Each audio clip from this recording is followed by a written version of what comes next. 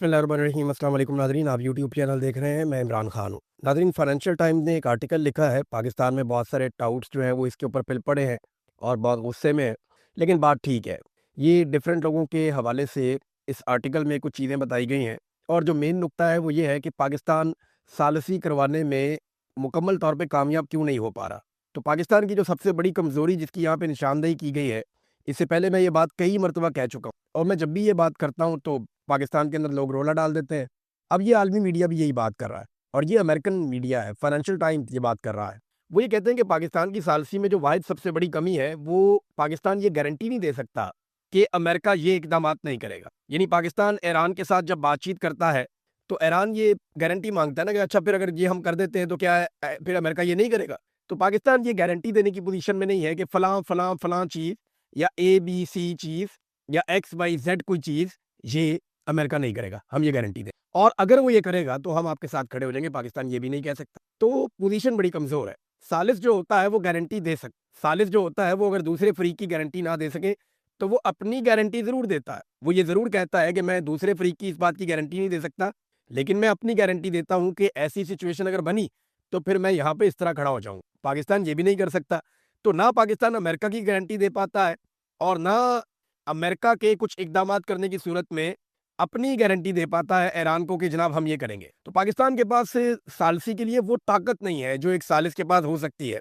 देखिए, ईरान को पाकिस्तान की इस मजबूरी का इल्म है, ऐसा नहीं है कि वो नहीं जानता। ईरान पाकिस्तान की इस सिचुएशन को समझता है, लेकिन वो बड़ी अच्छी बात यह है कि ईरान एक अच्छे हमसाये की तरह पाकिस्तान को इस मामले में ज़्यादा या बिल्कुल शर्मिंदा नहीं कर रहा। और देखिए, इसमें ईरान का फ़ायदा है।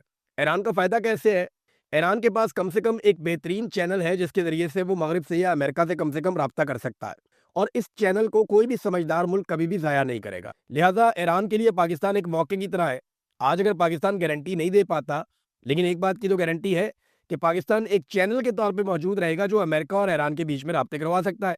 ये तो ईरानी भी जानते हैं कि पाकिस्तान का मौजूदा रजीम या इससे पहले वाली भी पाकिस्तान की जितनी भी एस्टेब्लिशमेंट है, उनका जो अस्करी किबला है वो पेंटागन है और वो पेंटागन के इशारों पे चलते हैं या वो चलते हैं अमेरिकन इशारों पे, तो वो उसी तरह चलेंगे। ये ईरानी भी जानते हैं, लेकिन उनके लिए अच्छी बात यह है कि पाकिस्तान एक बीच में ऐसा चैनल है जहां पे बातचीत हो सकती है। गार्डियन ने एक आर्टिकल लिखा, पाकिस्तान की पोजीशन बड़ी ऑकवर्ड है।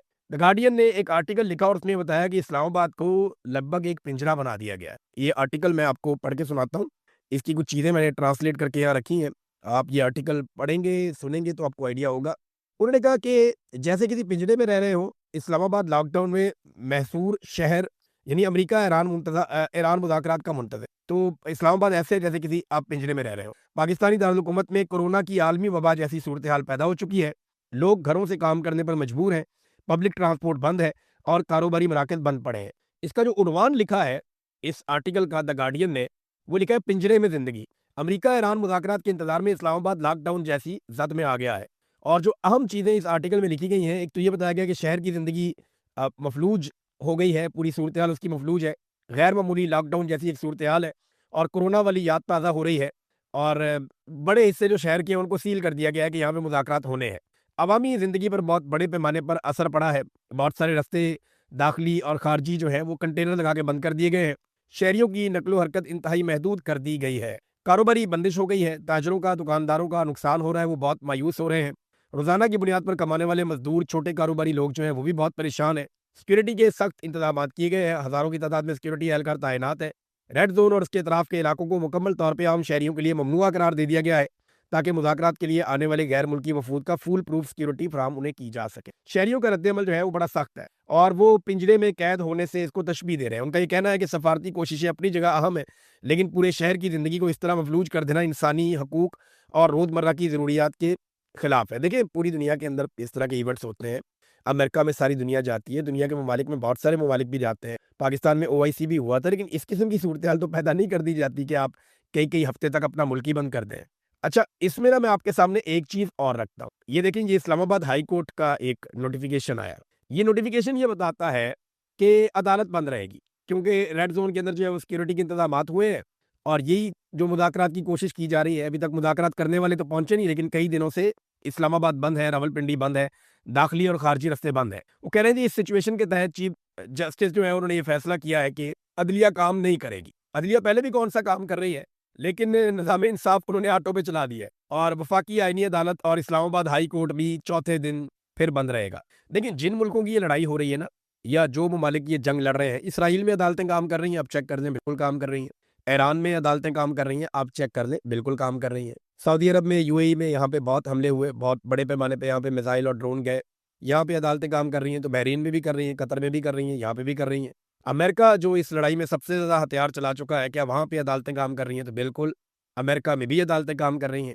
اور اگر کسی ملک میں عدالتیں کام نہیں کر رہی تو وہ پاکستان ہے۔ آپ اندازہ کیجئے کہ جو ممالک لڑائی میں براہ راست اترے ہوئے ہیں، جن ممالک میں دھماکے ہو رہے ہیں، جو ممالک میزائل چلا رہے ہیں، جو ممالک تباہی کا شکار ہو چکے ہیں، ان ممالک میں عدالتیں کام کر رہی ہیں۔ اور ایک ملک جو ایک ٹیبل کے اوپر بٹھا کر مذاکرات کروانا چاہتا ہے اور ابھی مذاکرات کار پہنچی بھی نہیں، وہاں پہ لگ بھگ ایک ہفتہ ہونے والا عدالتیں بند ہیں۔ یعنی یہ کس طرح کا انصاف ہے؟ یہ کس طرح کا قانون ہے اس ملک میں؟ مجھے اچھی طرح یاد آ گیا ایک برطانوی وزیر اعظم چرچل کا ایک سٹیٹمنٹ تھا، جب بہت برے حالات تھے نا جنگ عظیم میں، تو اس نے پوچھا اپنے لوگوں سے کہ کیا ہماری عدالتیں انصاف دے رہی ہیں؟ کتنا زبردست سوال کیا تھا کہ اگر ہماری عدالتیں انصاف دیتی رہیں ہمارے شہریوں کو تو ہم لڑائی نہیں ہار سکتے۔ تو پاکستان کے اندر تو حالات یہ ہیں کہ عدالتوں میں انصاف ناپید ہو چکا ہے۔ پاکستان کی ملٹری اسٹیبلشمنٹ نے ساری عدالتوں کو جکڑ کے قابو کر لیا ہے۔ اب عدالت نام کی چیز تو پاکستان میں رہی کوئی نہیں۔ ناظرین، کچھ بڑی اہم خبریں میں نے آپ کو دینی ہے اس میں۔ ایک تو یہ ہے کہ ناکہ بندی کے باوجود اب تک ایسوسیٹڈ پریس، یہ ایک بہت بڑی ایجنسی ہے، نیوز ایجنسی، اور انٹرنیشنل لیول کی ہے، اس نے یہ دعویٰ کیا کہ ناکہ بندی سے لے کر اب تک 10 ملین بیرل تیل خلیج فارس سے باہر نکل۔ 2 سال سے عمران خان صاحب اندر ہے، گنڈا پور عمران خان کو نہیں چھڑوا پا رہے، لیکن وہ کہہ رہے ہیں جی میں کشمیر کو آزاد کرواؤں گا، اور اس کے لیے انہوں نے کہا جی ہم پختون جائیں گے اور جا کر کشمیر کو آزاد کروا لیں گے۔ پہلے عمران خان صاحب کو آزاد کروا لے پاکستان کی اسٹیبلشمنٹ سے، باقی کام آپ بعد میں کر لیجیے گا۔ لیکن علی امین گنڈا پور صاحب کو عمران خان صاحب نے کہا کہ اگر آپریشن نہیں رکوا سکتا تو استعفیٰ دے دے۔ یہ بڑا سخت سٹیٹمنٹ ہے عمران خان صاحب کا۔ اب گنڈا پور صاحب کو سوچنا پڑے گا کرنا کیا ہے۔ اس میں ایک اور بھی ناظرین چیز رپورٹ ہو رہی ہے، اور وہ ڈرون حملہ رپورٹ ہوا ہے لکی مروت میں۔ اب متضاد اطلاعات آ رہی ہیں، میں نے رابطہ کرنے کی کوشش کی ہے، چند صحافیوں سے میری بات ہوئی جو لکی مروت میں ہیں، ان تک میری ابھی ایکسیس نہیں ہے، اور ٹیلی فون کا بھی مسئلہ ہے، لوگ ڈسپلیس بھی ہوئے ہیں، جگہیں چھوڑی ہوئی ہیں، اپنے گھروں سے بھی لوگ نقل مکانی کر گئے ہیں بہت سارے۔ تو یہ جو ڈرون حملہ ہوا لکی مروت میں، یہ 2 ڈرون حملے رپورٹ ہو رہے ہیں۔ کچھ لوگ کہہ رہے ہیں 2 ڈرون حملے ہوئے، ایک شخص نے مجھے بتایا کہ 1 ڈرون حملہ ہوا اور 1 مارٹر گولہ جو ہے وہ پھٹا ہے۔ اب کنفرم کیا ہے یہ پتہ نہیں چل رہا، لیکن 5 سے 7 بچوں کی شہادت کی اطلاع آ رہی ہے۔ یہ چھوٹے معصوم بچے ہیں جو شہید ہوئے ہیں، اور 12 کے قریب بچے اور شہری جو ہیں وہ اس میں زخمی ہوئے ہیں۔ یہ انتہائی افسوسناک واقعہ ہے، اور سوشل میڈیا پہ ایک FIR بھی گردش کر رہی ہے، جس کے بارے میں پاکستان تحریک انصاف کے لوگ یہ کلیم کر رہے ہیں۔ امنہ بھٹہ صاحبہ اور 1-2 اور لوگ ہیں، عمران ملکہ صاحب ہیں، انہوں نے بھی، اور کچھ اور لوگوں نے یہ FIR جو ہے وہ سوشل میڈیا پہ لگائی اور یہ کلیم کیا کہ یہ ڈرون حملے کے خلاف۔ میں تو وہ پڑھ نہیں پا رہا، بہت ہی باریک لکھا ہوا ہے، سمجھ نہیں آ رہی، لیکن میں کنفرمیشن لے لوں گا، نیکسٹ ویلاگ میں آپ کو بتاؤں گا۔ لیکن یہ دعویٰ کیا جا رہا ہے کہ یہ خیبر پختونخوا کی حکومت کی جانب سے لکی مروت میں ڈرون حملے کے خلاف یہ FIR درج کی گئی ہے، اور اگر یہ FIR درج کی گئی ہے تو یہ اپنی نوعیت کی پاکستان میں پہلی FIR ہوگی جو ڈرون حملے کے بعد درج کی گئی ہوگی، کیونکہ اس سے پہلے کبھی بھی ڈرون حملے پہ FIR نہیں ہوئی۔ اور یہ بچے معصوم اگر آپ دیکھیں چھوٹے، تو یہ کس طرح شہید ہو جاتے ہیں؟ یعنی یہ بچے تو دہشت گرد نہیں ہیں، انہوں نے تو کبھی دہشت گردی کی بھی نہیں، نہ ان کا دہشت گردی سے کوئی تعلق ہے، نہ یہ کوئی دہشت گردی سے ان کا لینا دینا ہے۔ تو یہ بچے کیسے شہید ہو جاتے ہیں ڈرون حملوں کے اندر؟ مارٹر گولے بچوں پہ جا کر کیسے پھٹ جاتے ہیں؟ یہ بار بار اس طرح کے انسیڈنٹ ہو رہے ہیں، اور اس طرح کے واقعات سے نفرت بڑھتی ہے۔ باجوڑ میں جو کچھ ہوا، جو پبلک کا رد عمل آیا، اور پھر پاکستان کی ملٹری اسٹیبلشمنٹ کی غلط پالیسیوں کی وجہ سے فوج کے خلاف بھی نعرے لگ گئے، اور ایک نفرت کی فضا بن گئی، جو علی امین گنڈا پور صاحب نے بتائی بھی کہ وہ کیوں بنی اور لوگ کیوں نفرت کرتے ہیں۔ تو اب معاملہ یہ ہے کہ بچوں کی شہادت سے نفرت ہی پیدا ہوگی نا، جن لوگوں کے بچے شہید ہو جائیں گے، وہ پورا علاقہ وہ آپ کے بارے میں کیا سوچے گا؟ تو لگاتار اس طرح کے انسیڈنٹ ہو رہے ہیں، ایک FIR بھی رپورٹ ہو رہی ہے۔ یہ واقعے کو یہاں روک لیتے ہیں، اگلے ویلاگ میں اس کی تفصیلات آئیں گی، میں آپ کے ساتھ شیئر کروں گا۔ ڈاکٹر اسرار صاحب ہیں، انہوں نے خیبر پختونخوا کی اسمبلی میں ایک بڑا اہم نقطہ اٹھایا۔ انہوں نے کہا جی بندوقیں لے کے، کلاشنکوفیں لے کے رات کے وقت کوئی شخص کسی گھر میں آ جاتا ہے اور آ کے کہتا ہے کھانا کھلاؤ۔ اب یہ دہشت گرد کے بارے میں بات کر رہے ہیں، تو وہ گھر والے اس سے کیسے لڑیں؟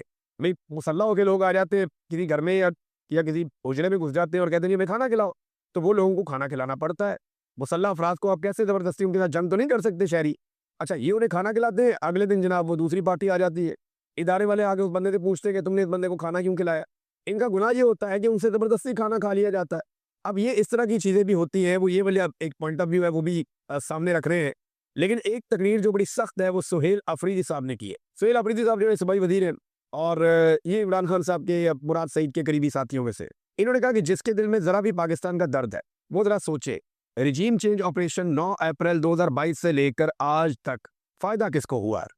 ایک شخص کو یا پوری قوم کو فائدہ ہوا؟ اپنے دل میں سوچے، مسجد میں بیٹھ کر سوچے کہ پاکستان میں جو کچھ ہو رہا ہے اس کا فائدہ ایک شخص کو ہو رہا ہے یا پورے پاکستان کو ہو رہا ہے؟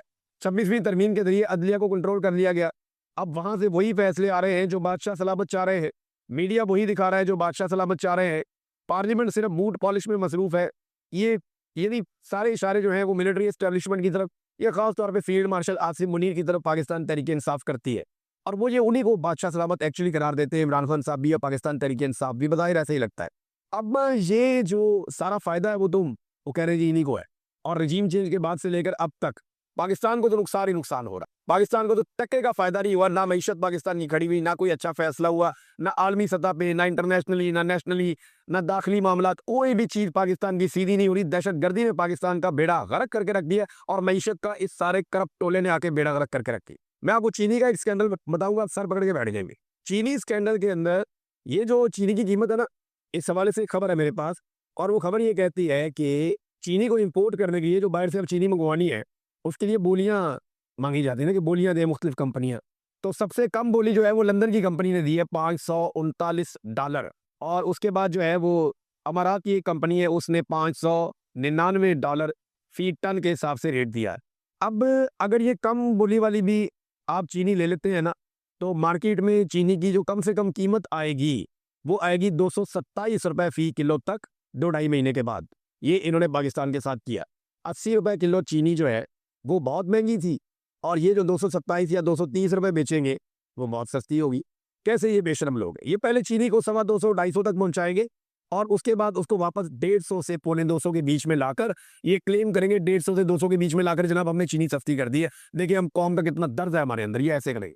کیونکہ اس وقت جو پاکستان کے اندر چینی ہے وہ آ جائے گی، کسان کو یہ اچھی طرح نچوڑیں گے، کیونکہ چینی اس وقت پاکستان میں پہنچ رہی ہے جس وقت کسان کا گنا تیار ہو رہا ہے، اور اس بنیاد پہ یہ کسان سے گنا سستے داموں خریدیں گے، بلیک میل کریں گے اس کو، کسان سے اس کا گنا چھین کر یہ سستے داموں میں چینی بنائیں گے، اس پہ پھر منافع کمائیں گے۔ یہ ایکسپورٹ کرنے والے بھی مجرم ہیں، امپورٹ کرنے والے بھی مجرم ہیں، اور آج قوم کی جیب کے اوپر جو ڈاکہ مارا جا رہا ہے عمران خان صاحب کے دور کے بعد سے لے کے اب تک، وہ لگ بھگ 125 سے $150 کے بیچ میں، اور $170 لیٹر، تو وہ جو کھانے کا تیل آپ استعمال کرتے ہیں اس کے اندر بھی ڈاکہ مارا جا رہا ہے۔ تو ناظرین یہ ہے صورتحال۔ مارنگ بلوچ صاحبہ کو عدالت میں پیش کیا گیا، اور مارنگ بلوچ صاحبہ کے میں ویجول دیکھ رہا تھا جب وہ عدالت میں آئیں، تو بڑی بہادری کے ساتھ وہ ڈٹ کر کھڑی ہے، اور ان کی باڈی لینگویج بہت پازیٹیو ہے، ایک اگریشن ہے ان کے اندر، لیکن وہ ریاست کے سامنے جھکنے کو تیار نہیں ہے۔ بڑی مضبوط خاتون ہے، اور انہیں سلام پیش کرنے کو دل کرتا ہے۔ اس کی وجہ یہ ہے کہ وہ اپنے لوگوں کے حق کے لیے آواز اٹھا رہی ہے۔ دیکھیں بہت ساری خرابیاں ہیں، بہت ساری دہشت گردی ہے، بہت سارے ایسے گروپ ہیں جن کے سامنے ریاست سرنڈر نہیں کر سکتی، لیکن جبری گمشدگیاں کوئی علاج نہیں۔ کسی کو جبری طور پہ لاپتہ کر دینا یہ کوئی سمجھداری والا کام نہیں ہے۔ آپ نے اگر کسی کو گرفتار کیا ہے تو قانون کے مطابق اس کو عدالت کے سامنے پیش کریں، اور عدالت کے ذریعے سے آپ اس کو سزا دلائیں تاکہ آئندہ کے لیے ایک مثال بنے۔ لیکن جبری طور پہ جب آپ کسی کو گمشدہ کرتے ہیں تو آپ ایک کی بجائے 10 مزید اپنے مخالفین پیدا کرتے ہیں، اور ریاست کی اس غلط پالیسی نے پورے بلوچستان میں آگ لگا رکھی ہے۔ اس وقت جو ہے مارک بلوچ صاحبہ ایک مزاحمت کا استعارہ بنی ہوئی ہے۔ انہوں نے کہا آپ اپنی جدوجہد کے ذریعے اپنے اس ملک کے قانون اور عدالتوں کو دنیا کے سامنے بے نقاب کر رہے ہیں۔ یہاں کوئی عدالت نہیں ہے، یہاں کوئی قانون نہیں ہے، یہ قانون اور عدالتیں اس لیے بنائی گئی ہیں تاکہ بلوچوں کی نسل کشی کی جا سکے اور ان کے وسائل لوٹے جا سکے۔ 15 دن کا مزید ریمانڈ دے دیا ہے جج نے۔ حالانکہ مارنگ بلوچ یہ بتا رہی تھی کہ ہمارا بار بار ریمانڈ دیا جاتا ہے، ہم سے تو تفتیشی آ کے ملے ہی نہیں۔ بھائی ریمانڈ دینے کا مطلب یہ ہے کہ تفتیشی آئے گا، آ